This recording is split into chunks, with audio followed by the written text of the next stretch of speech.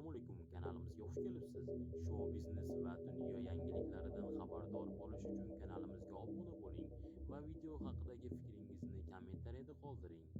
Assalomu alaykum. Qo'y mollarni boqib o'ylab o'tiraman-da, endi hali har xil kommentariyalarni o'qiysan. Ba'zi do'stlarimiz yozadiki, qo'y mol boqishda baraka bor degan ma'nodagi fikrlarni yozishadi endi. Endi qo'y molli barakasi nima? Endi har kim o'zicha hisob oladi. Endi to'g'ri, endi baraka degan tushunchada hozirgi dunyoda insonlarning hisob kitobida pul topish, ya'ni pul bu o'zi aslida eng bebaraka narsa dunyodagi. Zotan bu dunyo o'zi bebaraka, nimagaki yolg'onchi dunyo, ya'ni yolg'onchida baraka bo'lmaydi. Ya'ni o'tkinchi narsani baraka deb hisoblashlik bu o'zi noto'g'ri tushuncha hisoblanadi. Albatta shaxsiy fikrlarim, men biror bir kitob yo nimadir o'qimayman. Qur'on o'qiyman ba'zan, endi o'zi zotan fikr sal hozir kengaydi. O'qish kerak bo'lgan o'zi bitta kitob bor, u ham Qur'on, ya'ni. Undan boshqa kitob o'qimayman. O'zimning fikrlarimni har doim poylashaman. Ya'ni gapni asosiy mavzuga qaytadigan bo'lsak, ya'ni qo'y mol boqishda baraka bor deyshadi. Baraka o'zi nima? Dunyo ishlari o'tkinchi va yolg'onchi dunyo bo'lgani uchun baraka yo'q deb hisoblayman men bu narsalarda. Ya'ni o'tkinchi narsada yo oxiri yo'q bo'lgan narsada baraka bo'lmaydi. Baraka nimada? Mana masalan qo'y boqaman, men mol boqaman, tovuqlarim bor. Ulardan men ko'p narsalar o'rganaman. Masalan, qo'ylarni mana boqib turasan. Undagi baraka nima? Endi juda ham tarbiyali jonzotda bu mol, qo'y, mana shu uy hayvonlari yaratganni chizig'idan chiqmaydi bular.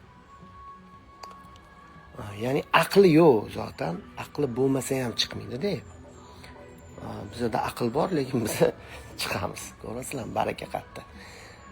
Baraka shunaqaki, bulardan ko'p narsa o'rganasan. Sabr, toqatlilikni, tarbiyali bo'lishi, masalan, bularning nigohiga qarasang, mudri deb bular shunday qarab turadi senga. Zotan o'zi san ojiz banda bo'lsang, u sendan ham ojizda, aql ne'mati berilmaganligi uchun, lekin mana shu berganingni yeydi, sabr qiladi, shukr qiladi. Juda ham ko'p narsa o'rgatadi-da bu hayotda insonni. Masalan, mana biz musulmonmiz va qiyomat haqida o'ylaymiz, keyingi dunyo, endi jannat, do'zax degan tushunchalar bor. O'shaga to'g'ri yo'lga boshlashga sababchi bo'ladigan holatlar bor bu yerda. Mana shu narsa baraka-da bu yerda. Endi to'g'ri, kimlardir barakasi bor bu ishni deb aytgani, ya'ni to'g'ri bo'lganidan keyin o'zi zotan seni kasbiy, asosiy kasbiy boshqa bo'lganda ham o'zi baraka kiradi. Ya'ni sen o'zi mana hali atrofdagi jamiyatdagi ba'zi bir insonlarni qilayotgan harakatini, ba'zan senga ham undan zarar tegganini ko'rib, bir xil payti inson haligi nima deydi, bir xafa bo'ladi-yu, shunaqa holatlarda masalan bunaqa jonzotlarning uyda bo'lishi masalan insonni to'g'ri yo'lga boshlaydi. Hattoki hozirgi paytdagi inson, ba'zi bir insonlar bilan suhbatlashish vobshe shartmasligini ham isbotlab beradi. Chunki o'tda baraka yo'q. Chunki yolg'on ko'p, ikkiyuzlamachilik ko'p. Yo'q narsalarga harakat qilish, dunyoga berilish. Bu yerda nimaga berilish kerakligini o'rgatadi, to'g'ri bo'lishga o'rgatadi. Ularni hokisorligini ko'rib, hokisor bo'lishga o'rgatadi. Qalbi tozaligini ko'rib, qalbi toza bo'lishga o'rgatadi. Sabrli bo'lishga o'rgatadi. Ya'ni nima bersang ham yeydi-da. Mana masalan, oddiy mol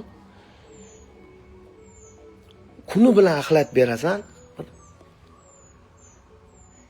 30 ming so'm puling ketadi, ana dunyoviy tomonni gaplashsak. Lekin o'sha yerda ham senga birga bir foyda beradi. Lekin u bir nima deydi, bir melish, ya'ni bir gapirishga arziydigan narsa emas. Bu pul yo bo'lmasam foyda degan narsalar. Unga sen kuni bilan axlat berasan, axlat. Lekin u senga nima deb qaytaradi? Ertalab oppoq qilib qaytarib beradi. Yani inson o'laroq biz mana o'zimizga savol bersak, biziga birov masalan nimadir yaxshilik qilsa, o't yo axlat yo yem emas-da.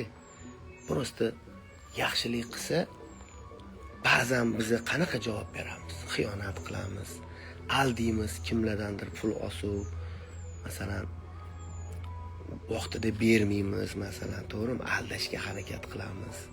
Mana o'zimdan masalan nechta uzoqqa ketmayman, shogirdlarimga taji qanchalik yaxshiliklar qilganman, men o'zim ularni yetish shart emas. Zaten pulga hal bo'ladigan ishlar.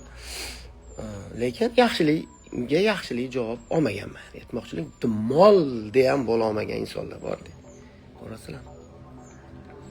Shuning uchun masalan o'zi maqol bor-ku, bir kun tuz yegan joyingga 40 kun salom degani.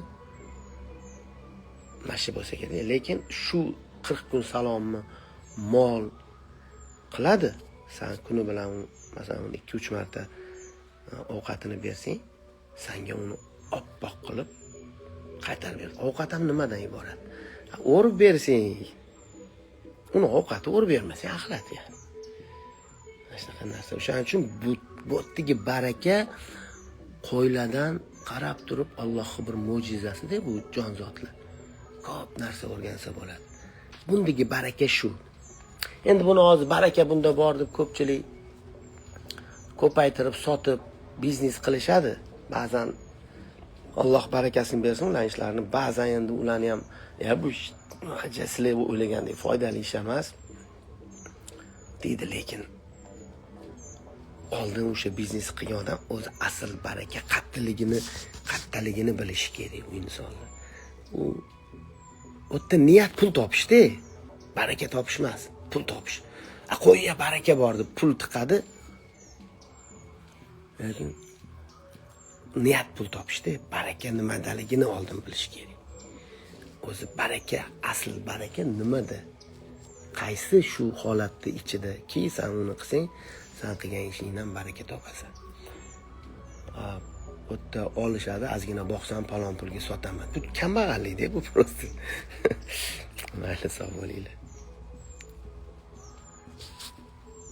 Hammaga assalomu alaykum azizlar. Bugun bir kunim qanaqa o'tishini sizlarga ko'rsataman. Mini vlog olamiz.